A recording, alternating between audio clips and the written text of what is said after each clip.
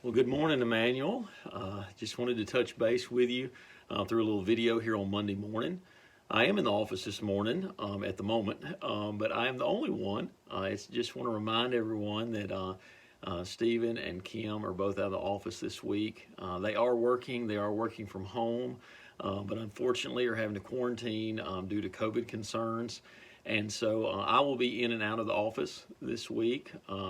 And so if you call and you don't get an answer, certainly you can call my cell phone or call Kim's or Stephen's cell phones. Like I said, they are working from home.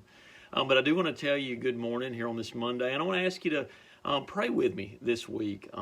This week, our memory verse is from Romans 4:20 through 21, which says, "He did not waver in unbelief at God's promise, but was strengthened in his faith and gave glory to God because he was fully convinced that what God had promised, he was able to do." And that's from Romans 4:20 through 21, speaking of the faith of Abraham. And I want to encourage each and every one of you this week not to waver in faith. God is able.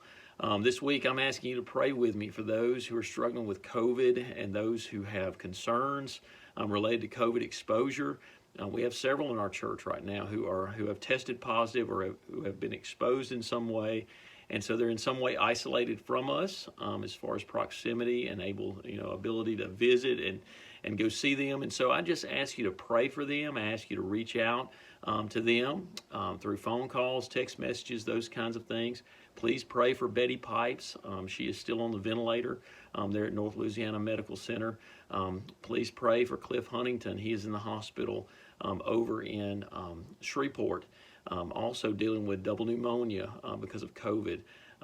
Please be in prayer for one of our preschool, or one of our, actually a couple that's part of our preschool family who has gone through a terrible tragedy in the last 24 hours. I'm not going to share any more information than that, but please just pray for them.